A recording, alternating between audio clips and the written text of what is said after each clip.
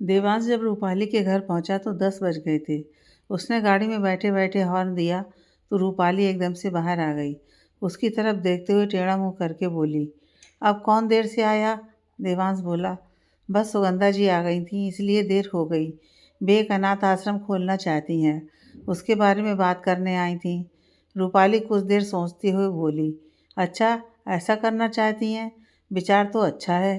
देवांश गाड़ी मोड़ते हुए रूपाली के घर की तरफ देखते हुए बोला, तुम्हारे सारे दोस्त रात को रुकने आ गए हैं क्या? रूपाली रेखा और सुमन को बाय करते हुए बोली, नहीं, बस रेखा और सुमन आई हैं। देवांश आश्चर्य से उन दोनों को देख रहा था। बाहर छोड़ने तो ऐसे आई हैं जैसे रूपाली किसी दूसरे शहर जा रही हो। पता नहीं ये लड़कियां मुंह पर हाथ रखकर खींकी क्यों कर रही थीं। अस्पताल पहुंचते ही राधिका बहुत परेशान मिली। देवांश और रूपाली को देखते ही चिंतित स्वर में बोली, सुबह इनकी तबीयत पता नहीं कैसे खराब हो गई, सांस उखड़ने लगी थी। डॉक्टर आईसीयू में ले गए। मुझे समझ नहीं आ रहा क्या हो रहा है। रूपाली के चेहरे का रंग उड़ गया। देवांश ढाढ़स बंधाते हुए बोला, घबराओ नहीं, मैं डॉक्टर से बात करके आता हूँ। थोड़ी देर बाद देवांश ने आकर बताया, सांस लेने में थोड़ी परेशानी हो गई थी, लेकिन अब कंडीशन नॉर्मल है। अभी आईसीयू में ही रहेंगे। दोनों माँ बेटी एक दूसरे का हाथ पकड़े बैठी थीं और देवांश की बात बहुत ध्यान से सुन रही थी। देवांश का मन कर रहा था कि रूपाली के सामने फर्श पर घुटनों पर बैठ जाए और अपने अंगूठे से उसके माथे पर उभर रही चिंता की सलवटों को हटा दे। उसका हाथ अपने हाथों में लेकर बैठा रहे जब तक रूपाली का मन शांत ना हो जाए। लेकिन अब तो उसे उसके पास जाते हुए भी घबराहट होती थी, वह कहीं बुरा ना मान जाए। देवांश के ऑफिस में ज़रूरी मीटिंग थी, इसलिए राधिका से बोलकर वह निकल गया। मुझे ज़रूरी काम है, मैं चलता हूँ। कुछ भी परेशानी हो मुझे फ़ोन करवा देना, मैं तुरंत आ जाऊँगा। वैसे मैंने डॉक्टर से बात कर ली है, कोई घबराने की बात नहीं है। राधिका ने हाँ में सिर हिला दिया और वैसे ही रूपाली का हाथ पकड़े बैठी रही। देवांश के जाने के बाद वह रूपाली से बोली, मैं जानती हूँ तुम देवांश को पसंद नहीं करती हो, लेकिन वह बहुत बदल गया है। अब देवांश की आंखों में हम सबके लिए चिंता नजर आती है। रूपाली माँ का हाथ छोड़कर पानी पीने के बहाने माँ की तरफ पीठ करके खड़ी हो गई और बोली, उनको समझना बहुत मुश्किल है। राधिका चिंतित स्वर में बोली, किसी को समझने के लिए बहुत समय चाहिए। तेरे डैड तो मेरे लिए बिल्कुल अजनबी थे जब हमारी शादी हुई थी। धीरे धीरे उनको समझने लगी और अब इतना प्रेम है, एक दूसरे के बिना जिंदगी की कल्पना भी नहीं कर सकते। रूपाली पलटकर मुस्कुराई और अपनी माँ की तरफ देखते हुए बोली, आप दोनों ही तो मेरी प्रेरणा हो। मैं भी ऐसा ही रिश्ता चाहती हूँ जहाँ दोनों एक दूसरे को समझते हों, प्रेम करते हों, ना कि एक धौंस जमाता रहता हो। उसने मन में सोचा, माँ को नहीं कहा। राधिका ने फिर सोचते हुए कहा, देख बेटा, तू जो निर्णय लेगी हम तेरे साथ हैं, लेकिन मुझे लगता है देवांश को एक मौका मिलना चाहिए। राधिका बात बदलते हुए बोली, देर हो रही है, आप घर जाओ, यहाँ मैं हूँ। राधिका मना करते हुए बोली, नहीं, मैं अब कहीं नहीं जा रही हूँ। जब तक तेरे डैड कमरे में नहीं आ जाते मैं यहीं रहूँगी। रूपाली ने आगे कुछ नहीं कहा और आईसीयू का चक्कर लगाने चली गई। देवांश को अपने अंदर पनप रही भावनाओं को समझना बड़ा मुश्किल हो रहा था। इस कारण उसे इतनी झुंझलाहट हो रही थी कि वह ऑफिस में अपने कर्मचारियों पर चिल्ला पड़ा। वे नज़रें नीचे किए हुए चुपचाप उसके सामने से हट गए। देवांश की समझ नहीं आ रहा था कि वह इतना क्यों बेचैन हो रहा था। रूपाली को लेकर उसका व्यवहार अब एक टीनेजर्स जैसा हो रहा था। उसके सामने बोलने में उसे अब संकोच महसूस होता। वह बहुत कुछ कहना चाहता था, लेकिन कह नहीं पा रहा था। उसने किसी तरह अपने काम निपटाए, लेकिन जब घड़ी पर नज़र पड़ी तो 7 बज चुके थे। वह जल्दी जल्दी अस्पताल के लिए निकला। उसे चिंता हो रही थी कि कहीं रूपाली अकेली तो नहीं निकल गई अपने घर के लिए। क्या यही प्रेम है? हर समय सामने वाले की चिंता लगी रहती है, उसका दुख परेशानी देखी नहीं जाती है। उसकी खुशी के लिए कुछ भी करने को मन करता है। उसको एक अनोखी सी अनुभूति हो रही थी, यह सोचकर कब रूपाली गाड़ी में उसकी बगल में बैठेगी। उसके कंधे पर अपना सिर रखकर गाने सुनते हुए वे लोग लॉन्ग ड्राइव पर जाएंगे। इस घटना से ही मन में एक शांत और सुखद एहसास हुआ। वह इन्हीं ख्यालों में डूबा हुआ था कि सामने सड़क के दूसरी तरफ उसने रूपाली को स्कूटी पर जाते देखा। साथ में अमन भी दूसरी स्कूटी पर था। लगा किसी ने दिल पर भारी पत्थर रख दिया हो। समझ नहीं आ रहा था कि कब तक रूपाली को लेकर इतना असुरक्षित महसूस करता रहेगा। एक बात उसे समझ आ गई थी, अगर रूपाली को अपनाना है तो उसके व्यक्तित्व के हर हिस्से को अपनाना होगा। उसकी पसंद नापसंद, दोस्त, माँ-बाप, विचार सब उसके व्यक्तित्व का हिस्सा हैं। आधी अधूरी रूपाली उसके साथ खुश नहीं रहेगी, ना वह उसके साथ वो सुकून महसूस कर पाएगी जो वह चाहता है। लेकिन अपने दिल का क्या करे? क्यों किसी भी लड़के को उसके साथ देखकर वह खौल जाता है। पहले वाली बात होती तो वह तुरंत गाड़ी मोड़कर रूपाली के पीछे जाता और गुस्से में उसे कहता, मेरा इंतज़ार क्यों नहीं किया? मैं आ तो रहा था। अमन के साथ दोबारा नहीं दिखनी चाहिए। लेकिन अब ऐसा नहीं कर सकता था। उसने भारी मन से अस्पताल में प्रवेश किया। कमरे में राधिका आराम से बैठी कोई धार्मिक किताब पढ़ रही थी। देवांश वहीं चुपचाप बैठ गया। 10 मिनट बाद राधिका किताब बंद करते हुए बोली, थोड़ी देर पहले इनसे मिलने गई थी, आराम से सो रहे हैं। देवांश बोला, यह तो बड़ी अच्छी बात है। रूपाली चली गई क्या? राधिका मुस्कुराते हुए बोली, हाँ, देर हो रही थी, आपका इंतजार करके निकल गई। देवांश हाँ में सिर हिलाते हुए बोला, हाँ, आज देर हो गई। अकेली गई है? राधिका बोली, अमन आया था, उसके साथ निकल गई। अमन मेरी मौसेरी बहन का लड़का है। दोनों स्कूल में एक ही क्लास में पढ़ते थे, इसलिए अच्छे दोस्त हैं। देवांश का मन अभी शांत नहीं हुआ था। उसने बस हूँ कह दिया। राधिका को लगा थोड़ा और विस्तार से बताने की आवश्यकता है। वह बोली, मेरी बहन के 2 लड़के ही हैं, कोई लड़की नहीं है, इसलिए दोनों बचपन से रूपाली से राखी बंधवाते हैं। देवांश को लगा उसके दिल पर से किसी ने वह पत्थर हटा दिया। वह मुस्कुराते हुए बोला, अच्छा, यह तो बड़ी अच्छी बात है। राधिका ने मन ही मन हंसते हुए सोचा, प्रेम भी क्या विचित्र भाव है। एक पल में इंसान हंसने लगता है, एक पल में रोने। लेकिन उसे रूपाली की प्रतिक्रिया को लेकर चिंता हो रही थी। न जाने क्या निर्णय ले और आगे क्या घटनाक्रम हो। रूपाली के रुख से लग नहीं रहा था कि उसके दिल में देवांश के प्रति कोई भावना पनप रही थी। देवांश ने राधिका से पूछा, आपने खाना खाया कि नहीं? मैं कैंटीन से मंगवा देता हूँ। राधिका मना करते हुए बोली, नहीं, अमन खाना लाया था, मेरी बहन ने भिजवा दिया है। फिर कुछ सकुचाते हुए राधिका बोली, बेटा, एक बात कहनी थी। यह अस्पताल बहुत महंगा पड़ रहा है। ऑफिस से मिलने वाले पैसे बहुत कम हैं और अपने पास जो थे वे भी हम आधे से ज़्यादा खर्च कर चुके हैं। मैं सोच रही हूँ, जैसे ही इन्हें आईसीयू से छुट्टी मिलती है, मैं इन्हें सरकारी अस्पताल में भर्ती करवा देती हूँ। आगे का इलाज वहाँ से हो जाएगा। देवांश दृढ़ता से बोला, नहीं, इसकी कोई ज़रूरत नहीं है। अंकल जी का सारा खर्चा ऑफिस उठाएगा। आपके जो खर्चे हुए हैं वे भी मिल जाएंगे। अंकल जी सबसे पुराने एम्प्लॉई हैं। कंपनी के बुरे समय में भी उन्होंने कंपनी का इतना साथ दिया है। यह उनका हक है। बल्कि मैंने सभी कर्मचारियों के लिए मेडिकल सुविधा के लिए बजट बढ़ा दिया है। राधिका ने राहत की सांस लेते हुए कहा, यह तो बेटा आपने बहुत अच्छा किया। बहुत टेंशन हो रही थी। एक तो बीमार की चिंता, ऊपर से पैसों की भी। मुझे लग रहा था मैं ही बीमार ना पड़ जाऊं। देवांश बोला, मैं समझ सकता हूँ। मुझे महसूस हुआ कर्मचारियों के हित के बारे में सोचना कंपनी का फर्ज है। देवांश उठता हुआ बोला, चलिए मैं चलता हूँ, कल 10 बजे तक आऊँगा।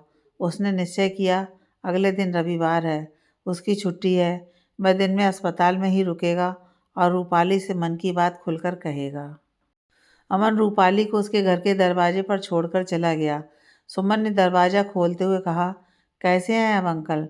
रूपाली बोली, अब तो ठीक हैं। सुमन फिर बोली, आज देवांश नहीं आए तुझे छोड़ने? रूपाली बोली, अमन आया था मम्मी के लिए खाना लेकर। मम्मी मुझे अकेले नहीं आने देती, इसलिए मैं अमन के साथ निकलने का बहाना बनाकर आ गई। रेखा चली गई क्या? सुमन बोली, हाँ, रेखा चली गई। अब 2-3 दिन मैं ही रुकूंगी। तू देवांश को अवॉइड क्यों कर रही है? रूपाली बोली, छोड़, आज देवांश के बारे में कोई बात नहीं करेंगे। सुबह डैड की तबीयत के कारण इतनी टेंशन हो गई कि अब तक सर में दर्द है। मैं थोड़ा आराम करती हूँ। अगले दिन जब रूपाली अस्पताल पहुँची, देवांश आ चुका था। जवाहर को फिर कमरे में ला रहे थे। राधिका बहुत थकी हुई लग रही थी। जवाहर कमरे में आ गया और राधिका उससे मिल ली। तो रूपाली ने माँ को ज़बरदस्ती घर भेज दिया। देवांश को भी लगा ये ठीक रहेगा, जब सब शांत हो जाएंगे तो वह रूपाली से बात कर सकेगा। उधर रूपाली सोच रही थी कि देवांश क्या सारा दिन यहीं बैठने के इरादे से आया है, लेकिन 4 बज गए और देवांश को मौका ही नहीं मिला रूपाली से अकेले में बात करने का। कभी डॉक्टर आ जाते जवार का चेकअप करने, तो कभी नर्स आ जाती दवाई देने। रविवार का दिन था, जान पहचान वाले भी मिलने आ रहे थे। आखिर देवांश के सब्र का बांध टूट गया, तो वह रूपाली से बोला, चलो कैंटीन चलते हैं, कुछ खा लेते हैं, बहुत देर हो गई है। रूपाली मना करते हुए बोली, आप चलो, कुछ खा लेना। मैं यहीं डैड के पास रुकती हूँ, कोई ना कोई आता जा रहा है, अकेले छोड़ना सही नहीं है। वैसे आप थक गए होंगे, घर चले जाइए, यहाँ मैं हूँ। देवांश रूपाली का मुख ध्यान से देखता हुआ बोला, मुझे जाने की कोई जल्दी नहीं है, मैं तो कैंटीन में चलकर तुमसे कुछ व्यक्तिगत बातें करना चाहता हूँ। रूपाली देवांश की आंखों में आंखें डालकर बेझिझक बोली, हाँ, मैं भी आपसे कुछ बातें स्पष्ट करना चाहती हूँ। मुझे नहीं लगता डैड को अब नौकरी का स्ट्रेस लेना चाहिए, इसलिए अब मेरी कोई मजबूरी नहीं है मैं आपसे शादी करूँ। जहाँ तक हेरा फेरी का सवाल है, एक बीमार आदमी को इतनी तकलीफ देना आपके लिए सही नहीं होगा। देवांश हतप्रत रह गया रूपाली की स्पष्ट बाध्यता पर। मैं व्याकुल स्वर में बोला, रूपाली, मैं मानता हूँ इस रिश्ते की शुरुआत मैंने गलत तरीके से की थी, लेकिन मेरी एक बात पूरी बात सुनकर कोई निर्णय लेना। रूपाली सोफे पर से उठते हुए बोली, अब सुनने के लिए कुछ नहीं रह गया है, मैं शादी ही नहीं करना चाहती हूँ। मेरे पेरेंट्स को मेरी ज़रूरत है, मैं कुछ साल उनकी देखभाल करना चाहती हूँ। देवांश इस डर से कि कहीं रूपाली कमरे से बाहर ना चली जाए या कोई आ ना जाए और उसकी बात बीच में ना रह जाए, जल्दी से बोला, उनकी देखभाल तो शादी के बाद भी कर सकती हो, अकेली क्यों, मैं भी साथ दूंगा तुम्हारा। वे चाहेंगे तो हमारे साथ ही आकर रह लेंगे, इतना बड़ा घर है, पैसे की कोई कमी नहीं होने दूंगा उन्हें। रूपाली देवांश की ओर मुड़कर बोली, पैसा सब कुछ नहीं होता, आपको लगता है वे इस तरह से आपके पैसे लेंगे? मैं नौकरी करूँगी और उनको सपोर्ट करूँगी। देवांश बेसब्री से बोला, ठीक है, तुम मेरी कंपनी में नौकरी कर लेना, शादी के बाद तो वह तुम्हारी भी हो जाएगी, हम कोई ना कोई व्यवस्था कर लेंगे जो सबको ठीक लगेगी। रूपाली दृढ़ता से बोली, हाँ, शादी करते तो कोई ना कोई व्यवस्था कर लेते, लेकिन ये शादी नहीं हो सकती। मेरे मन में आपके लिए कोई फीलिंग्स नहीं है और फीलिंग्स के बिना शादी का कोई मतलब नहीं है। उस समय रूपाली अगर देवांश को देख रही होती तो उसकी आंखों में गहन निराशा के भाव पड़ लेती, लेकिन वह दरवाजे की तरफ देख रही थी। वह जल्दी से जल्दी देवांश के सामने से हट जाना चाहती थी। देवांश आग्रह भरे स्वर में बोला, रूपाली, एक चांस तो दो मुझे अपनी बात कहने का। रूपाली दरवाजे की ओर बढ़ते हुए बोली, अब कोई फ़ायदा नहीं है, मैं निर्णय ले चुकी हूँ, आप हम तीनों को अपने हाल पर छोड़ दो। इससे पहले रूपाली कमरे से बाहर निकलती, देवांश फुर्ती से लपक कर उसके आगे खड़ा हो गया और बोला, ठीक है, मैं तुम्हारे निर्णय को मान लेता हूँ, लेकिन एक बार मेरे साथ डिनर पर चलो। मैं 2-3 बार कोशिश कर चुका हूँ, लेकिन तुम्हें ले जा नहीं सका। देवांश रूपाली के चेहरे को गौर से देख रहा था और उसके निर्णय का बेसब्री से इंतजार कर रहा था। उसको अपने हाथ से निकलता देख उसकी जान सूख रही थी, इसलिए उसने तुरंत डिनर का बहाना बनाया। रूपाली कुछ सोचते हुए बोली, अगर मैं डिनर पर जाती हूँ आपके साथ, तो आप बिना बुरा माने इस रिश्ते को यहीं ख़त्म कर देंगे, भविष्य में मुझे और मेरे डैड को तंग नहीं करेंगे। रूपाली ने महसूस किया उसकी इस बात से देवांश के चेहरे पर दुख उभर आया। देवांश को दुख हुआ रूपाली की उसके बारे में क्या राय है। गलती उसकी ही थी, और अगर पहले रूपाली ने इनकार किया होता तो वह भट्ट परिवार की ज़िंदगी बर्बाद कर ही देता। रूपाली देवांश को दुखी देख एकदम से बोली, हम भले ही शादी नहीं कर रहे हैं, अच्छे दोस्त हमेशा रहेंगे। देवांश अपने सूखे होठों पर जीभ फेरते हुए बोला, हाँ हाँ बिल्कुल, तो ठीक है, मैं तुम्हें डिनर के लिए लेने आऊँगा, ठीक 7 बजे तुम्हारे घर। रूपाली बोली, 7 बजे थोड़ा जल्दी नहीं हो जाएगा?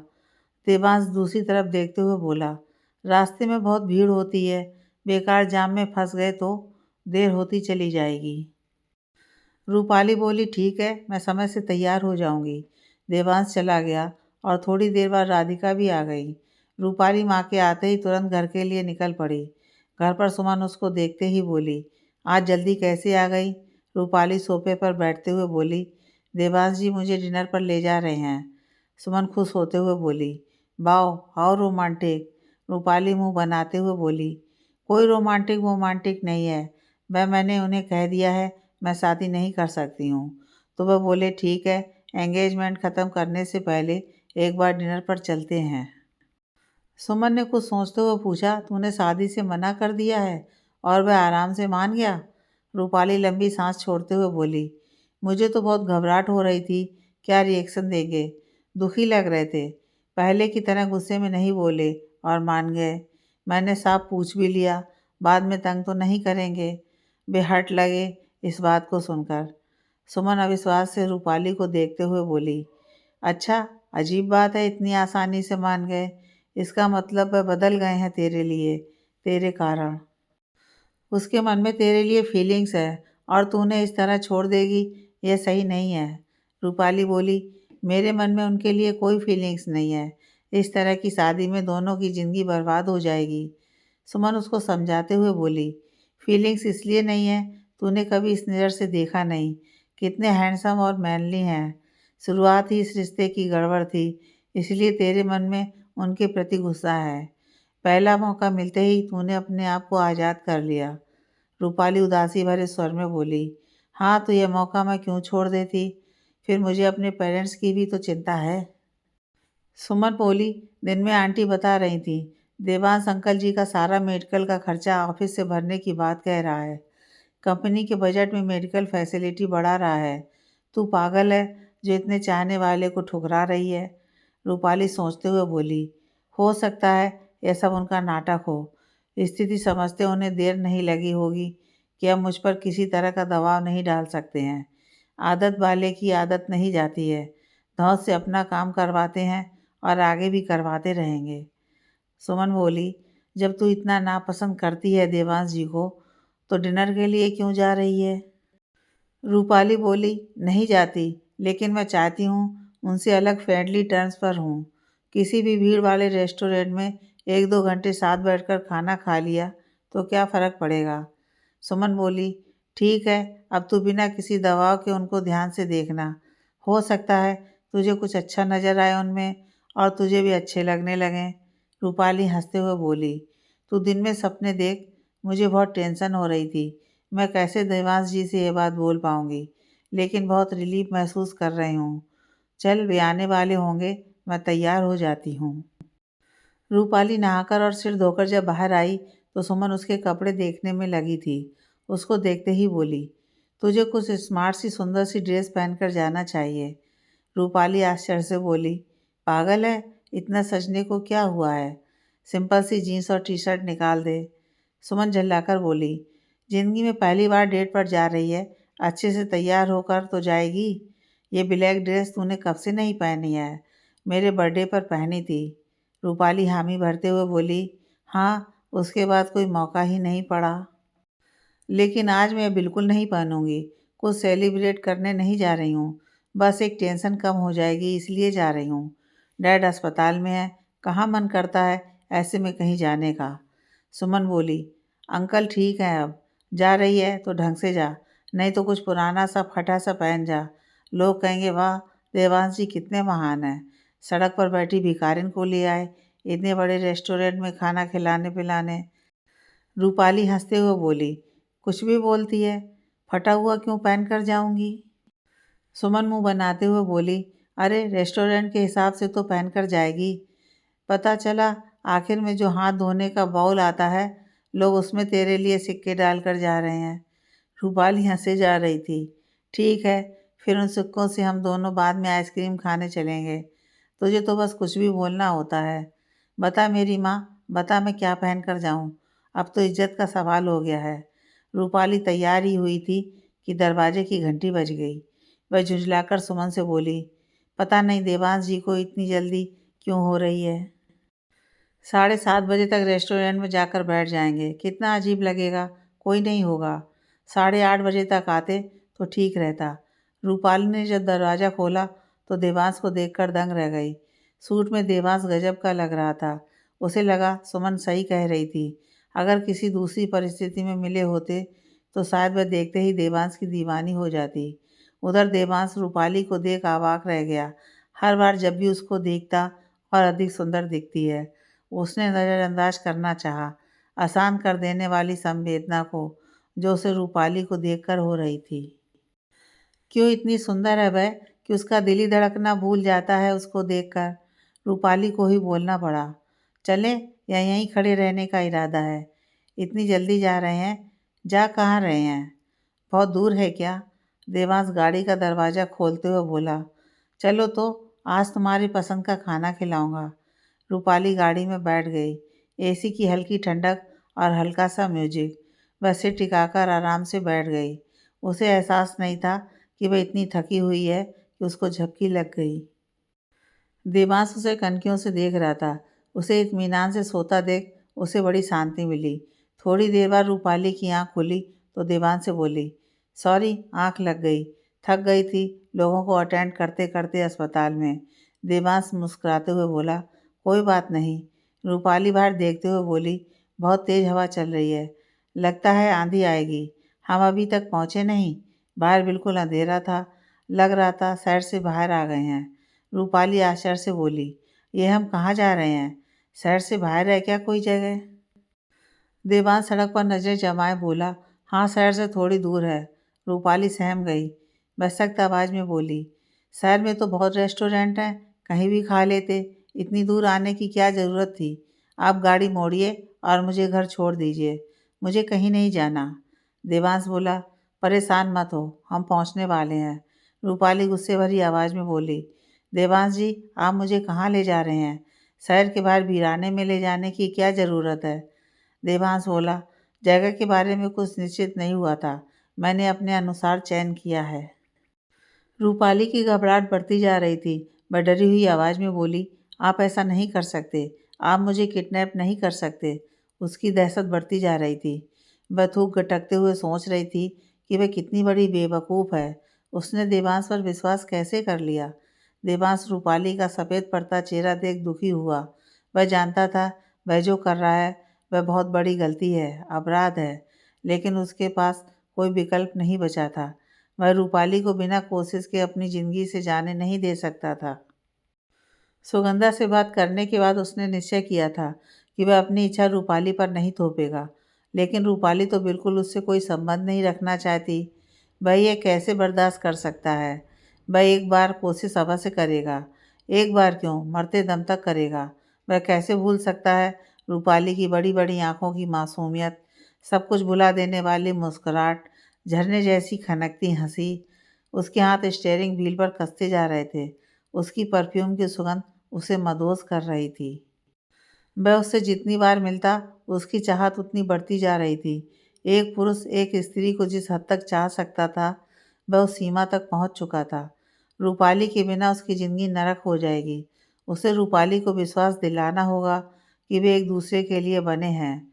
देवांश जानता था उसने रूपाली का विश्वास तोड़ा है। वह कैसे मुस्कुराते हुए गाड़ी में बैठी थी और अब कितनी डरी हुई है। उसे गिलानी हो रही थी, लेकिन उसे ये मौका लेना पड़ा। रूपाली ने बेबसी और मायूसी से देवांश की तरफ देखा।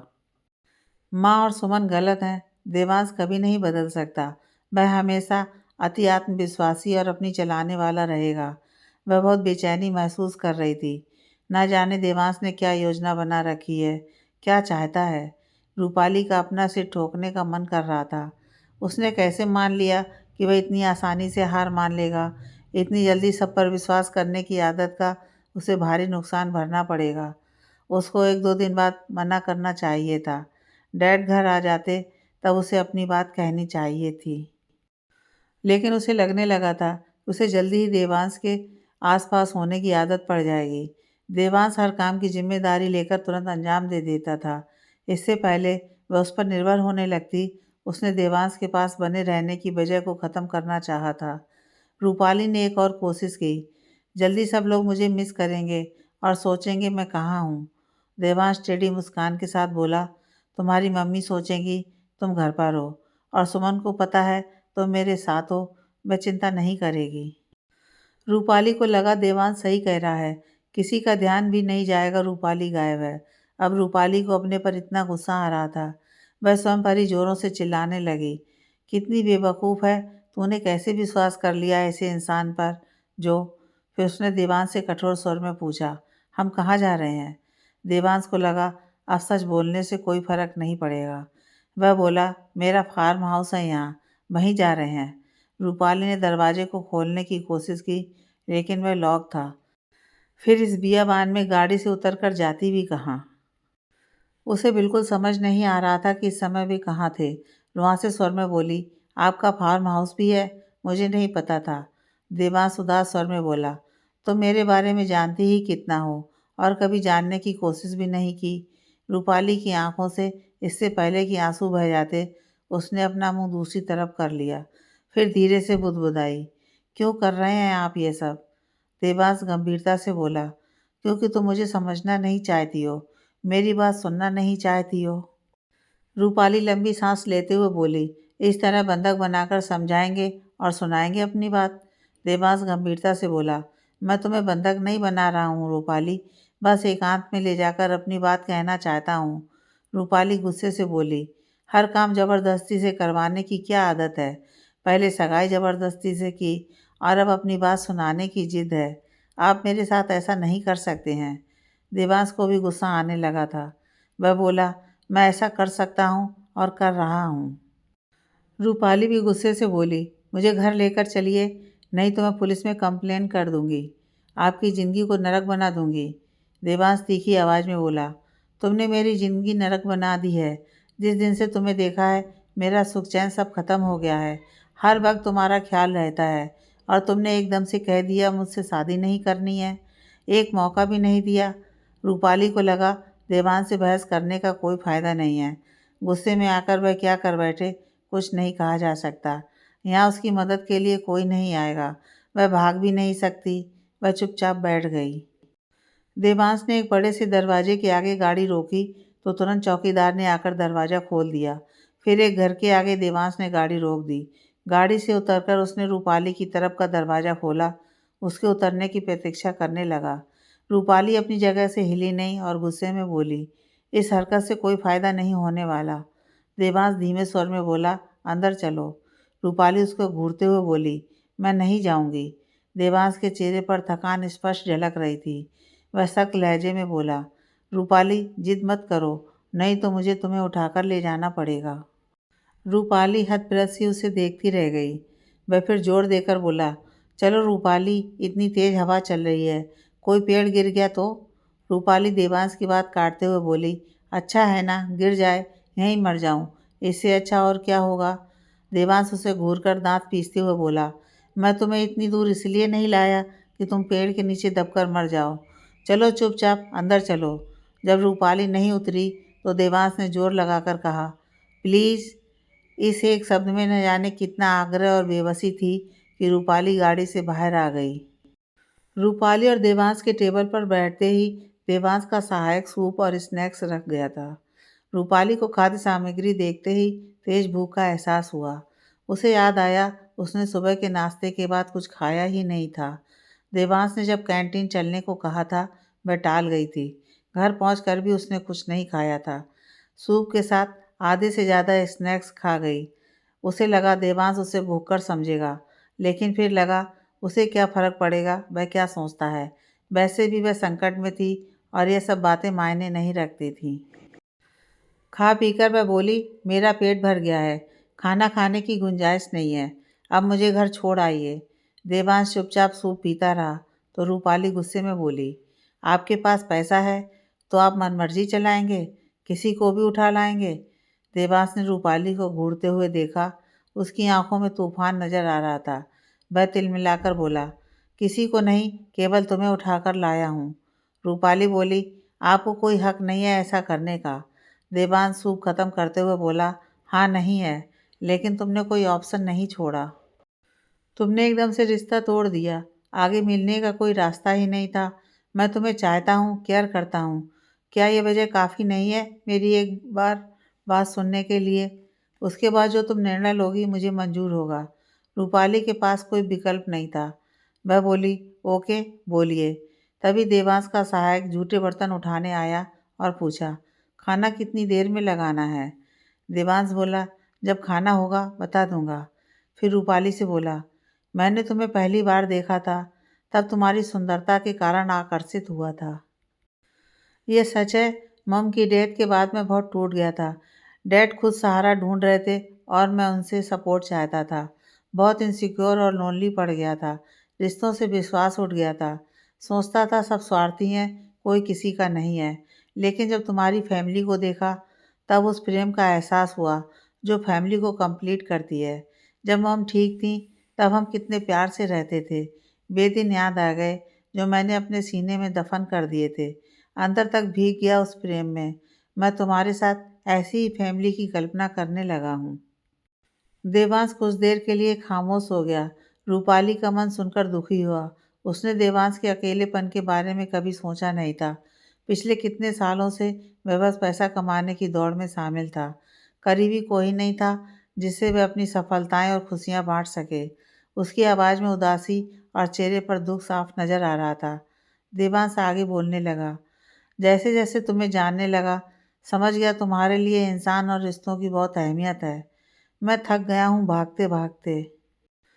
डर लगता है कहीं हार गया, असफल हो गया तो क्या होगा।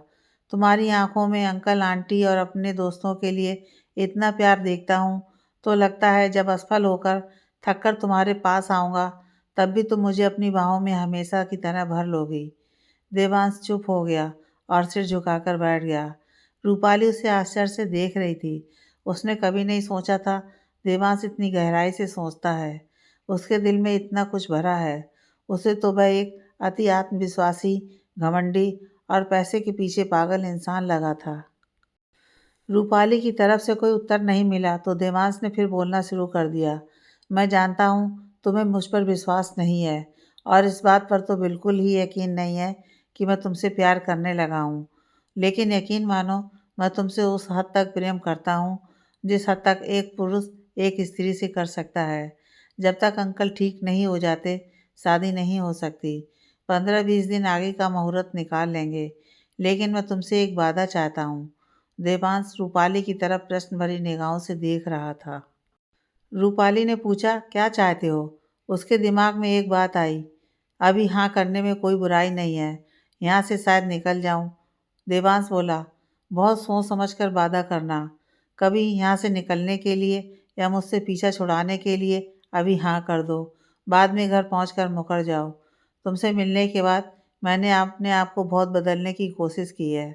अपने आसपास के लोगों के बारे में सोचना शुरू किया है। रूपाली आश्चर्य से देवांश का मुंह देखती रह गई। उसे कैसे पता चला कि वह क्या सोच रही है? उसने हाँ में सिर हिला दिया। देवांश उसकी आंखों में आंखें डालता हुआ बोला, मुझे बस 3 मौके दो। 4-5 घंटे मेरे साथ बिताओ। स्थान और समय तुम अपनी सहूलियत से डिसाइड कर लेना। अगर तुम्हें फिर भी लगता है तुम मेरे साथ खुश नहीं रह पाओगी, तो मैं तुम्हारी ज़िंदगी से हमेशा के लिए चला जाऊंगा। कभी तुम्हारे सामने नहीं आऊँगा। देवांश के चेहरे पर बहुत उम्मीद और ईमानदारी थी। लग रहा था वह दिल से ये सब बातें कर रहा है। आंखों में बहसीपन नहीं था जो रूपाली 1-1.5 साल पहले किसी और की आंखों में देख चुकी थी। सोचकर आज भी सिहर जाती है। उसको चुप देख देवांश ने फिर कोशिश की। मैं एक कदम भी आगे अपनी तरफ से नहीं बढ़ाऊंगा। तुम जितना चाहोगे इतनी दूरी बनाकर रखूंगा। रूपाली बीच में टोकते हुए बोली, बस बस रहने दीजिए और कन्विंस मत कीजिए। मैं ट्राई करने के लिए तैयार हूँ। देवांश ने राहत की सांस ली। कितनी शिद्दत से मोहब्बत करने लगा है रूपाली से। कहने को तो कह दिया, उसके मना करने पर भी कभी उसकी ज़िंदगी में नहीं आएगा, लेकिन अपने दिल से कैसे निकालेगा उसे? जब भी कोई सुख दुख का मौका होगा, वह याद आएगी। हर वक्त लगेगा जैसे वह सामने खड़ी है, लेकिन अभी सोचने से क्या लाभ? वह मुस्कुराते हुए कुर्सी पर पीछे टिक गया और बोला, खाना लगाने को बोल दूँ? तो रूपाली ने हाँ में सिर हिला दिया। उसे लग रहा था वह नहीं खा पाएगी, लेकिन अपनी मनपसंद दाल मखनी और शाही पनीर देख उसे फिर भूख लगने लगी। वह इत्मीनान से खा रही थी तो देवांश बोला, उस दिन रेस्टोरेंट में तुमने कुछ नहीं खाया था। मुझे लगा तुम भी और लड़कियों की तरह डाइटिंग के चक्कर में रहती हो। रूपाली हंसते हुए बोली, वहाँ पता नहीं कैसा गिलगिला खाना था, मुझसे नहीं खाया गया, जबकि इतनी भूख लग रही थी। देवांश आश्चर्य से बोला, अच्छा, तो तुमने बोला क्यों नहीं? हम किसी दूसरी जगह चलते खाने। रूपाली संकोच में बोली, कैसे बोलती? तब तो आप बिल्कुल तने हुए, हर समय गुस्से में नजर आते थे। देवांश बोला, इसीलिए तो कह रहा हूँ, मैं बदल रहा हूँ। मुझे बदलने में मदद करो रूपाली। रूपाली बात बदलते हुए बोली, वाह, कितना टेस्टी खाना बना है, मज़ा आ गया खाने में। देवांश उसे भरपेट खाते देख बोला, तुम अपने आप को इतना दुबला रखने के लिए क्या करती हो? रूपाली झेंपते हुए बोली, ज़्यादा खा रही हूँ क्या? मैं घर के काम बहुत करती हूँ, कोशिश करती हूँ मम्मी डैड को कम से कम करने पड़े, शायद इसलिए मेंटेन रहती हूँ। आप क्या करते हैं? देवांश बोला, सुबह जॉगिंग करता हूँ, घर में एक छोटा सा जिम खोल रखा है, जब समय मिलता है वर्कआउट कर लेता हूँ। रूपाली के मन में जिज्ञासा हो रही थी, देवांश की बॉडी कैसी होगी, सिक्स पैक, डोले सोले धत। उसने अपना ध्यान देवांश के चेहरे पर केंद्रित किया। देवांश उस समय बिल्कुल शांत और सहज लग रहा था। उसका ध्यान अपने खाने पर था, अपनी उम्र से कम और आकर्षक लग रहा था। रूपाली को लगा कोई शक नहीं, वह धीरे धीरे उसके प्यार में पड़ सकती है। खाना खाकर देवांश रूपाली के साथ बाहर बरामदे में आकर बैठ गया। उसके सहायक ने 2 कप कॉफ़ी वहीं पर लाकर दी। कॉफ़ी पीते हुए रूपाली ने अपने चारों तरफ नज़र डाली। अंधेरे में बहुत तो नहीं दिख रहा था, लेकिन चारों तरफ हरियाली होगी, यह समझ आ रहा था। बरामदे में भी खूबसूरत फूलों के गमले थे, एक तरफ झूला पड़ा था। रूपाली प्रभावित होकर बोली, बहुत सुंदर लग रहा है, समय मिलता है आपको यहाँ आने का? देवांश बोला, जब काम से ऊब जाता हूँ, लगता है अब और नहीं बर्दाश्त कर सकता, तो 1-2 दिन के लिए आता हूँ। तब ना कोई फ़ोन, ना किसी इंसान से कांटेक्ट रखता हूँ। रूपाली ने आश्चर्य से पूछा, कोई दोस्त नहीं है? देवांश बाहर देखते हुए बोला, 3-4 हॉस्टल में बने थे, सब मेरी तरह बरखालिक हैं, अपने अपने काम में बिजी रहते हैं, तब से बस 2-3 बार ही मिल पाया हूँ। देवांश बाहर देखता हुआ बोला, हवा तेज हो रही है, निकलना चाहिए, इससे पहले कि मौसम और ख़राब हो। रूपाली उठ खड़ी हुई। रास्ता बहुत आराम से कटा। हल्का संगीत चल रहा था गाड़ी में और दोनों खामोशी से एक दूसरे के साथ को महसूस कर रहे थे। रूपाली का घर आया तो हल्की हल्की बारिश शुरू हो गई। वह जल्दी से उतरी और भागकर घर के दरवाजे तक पहुंच गई। फिर सीढ़ी पर खड़े होकर उसने देवांश की तरफ देखकर मुस्कुराते हुए बाय करने के लिए हाथ हिलाया। देवांश का मन प्रफुल्लित हो गया। अगले 2-3 दिन सामान्य बीते। देवांश ऑफिस जाते आते समय अस्पताल थोड़ी देर के लिए आता और कुशलता पूछकर चला जाता।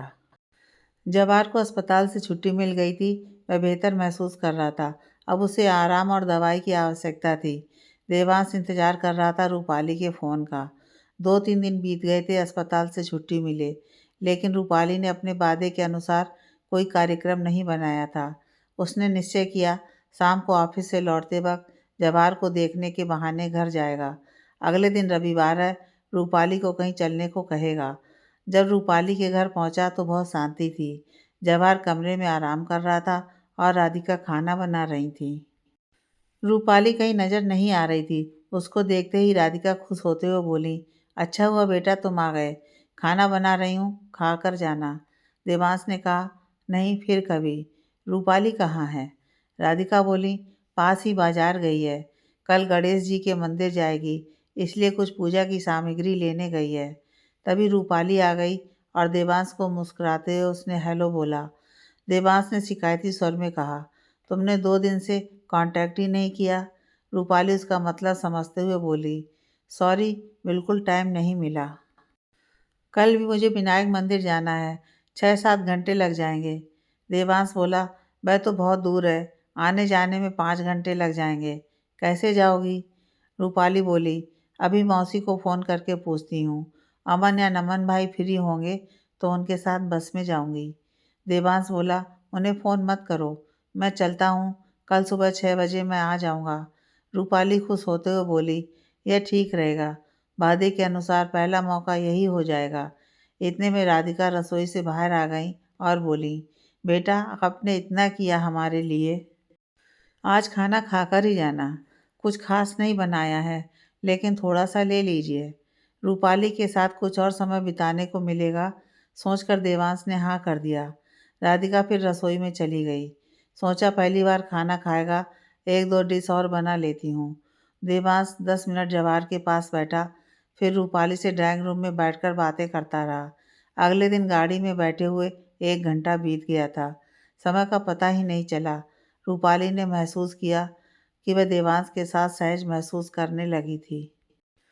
पाँव फट चुकी थी। आसमान की छटा अद्भुत थी। हल्की ठंडी हवा उसके बालों से अटखेलियाँ कर रही थी। शहर से बाहर आ गए थे। चारों तरफ लहराते खेत, सड़कों के दोनों ओर पेड़, नज़ारा खूबसूरत था। एक जगह देवांश ने गाड़ी सड़क के किनारे रोक दी। रूपाली ने आश्चर्य से उसकी तरफ देखा। वह 1 मिनट कहकर गाड़ी से उतरा और पीछे रखे सामान में से एक टिफिन निकाल लाया। रूपाली की तरफ का दरवाज़ा खोलकर खड़ा हो गया।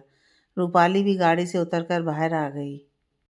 देवांश टिफिन खोलते हुए बोला, रास्ते के लिए बनवाया था। मुझे समझ आ गया है तुम्हें बाहर का खाना ज़्यादा पसंद नहीं है। रूपाली ने हंसते हुए कहा, बहुत जल्दी मुझे समझने लगे हो। देवांश बोला, कोशिश कर रहा हूँ। फिर रूपाली की नज़र सरसों की फसल पर पड़ी। पीली बिछी हुई चादर देख वह खोई सी बोली, बहुत सुंदर है ना। देवांश की नज़र रूपाली पर थी। सुबह की रोशनी में उसके दमकते चेहरे की लालिमा में खोया वह फुसफुसाया, हाँ बहुत सुंदर है। अपने कानों से इतने करीब से आवाज़ सुनकर रूपाली ने चेहरा देवांश की तरफ घुमाया तो पाया उसका चेहरा बिल्कुल उसके निकट था। उसकी आंखों में बेहिसाब चाहत और चेहरे पर भावनाएं रूपाली के दिल को छू गईं। उसे लगा वह भी उसकी चाहत में डूबती जा रही है। उससे मोहब्बत करना इतना मुश्किल नहीं होगा। लेकिन दिल से आवाज़ आई, इतनी जल्दी नहीं करनी चाहिए किसी पर विश्वास करने में। पहले भी धोखा खा चुकी है। कितना मासूम समझा था उसे और क्या निकला था वह। देवांश की आंखें अभी भी रूपाली के चेहरे पर अपनी चाहत का प्रतिबिंब खोज रही थीं। उसने गहरी भावुक आवाज़ में कहा, तुम मानो या ना मानो, हम दोनों एक दूसरे के लिए बिल्कुल परफेक्ट हैं। उसकी आवाज़ रूपाली के रोम रोम को छू गई। रूपाली की धड़कनें तेज हो गईं। उसे लगा जिस तरह देवांश धीरे धीरे आगे बढ़ता जा रहा है उसको किस करने वाला है। वह अपनी जगह जड़वत हो गई थी, हिल नहीं पा रही थी। उसके होंठों से एकदम करीब आकर देवांश रुक गया, जैसे होश में आया हो। तुरंत पीछे हटता हुआ बोला, जल्दी सैंडविच खा लो फिर चलते हैं। रूपाली को भी संभलने में कुछ देर लगी। भूख नहीं थी, लेकिन कुछ करने के लिए उसने एक सैंडविच उठाकर खा लिया। मंदिर में पंडित के द्वारा रूपाली के साथ बैठकर पूजा करने में देवांश को सुकून मिला। कितने सालों बाद वह मंदिर आया था और पूजा की थी। उसे लग रहा था कि उसकी ज़िंदगी बदल रही है। मंदिर के पास सजे बाजार से रूपाली ने कुछ भगवान की तस्वीरें लीं। वह बोली, इसे डैड के सिरहाने रखूंगी, भगवान की कृपा दृष्टि बनी रहेगी। लेकिन अचानक भीड़ में कुछ देखकर वह असहज हो गई और बोली, चलिए जल्दी चलते हैं।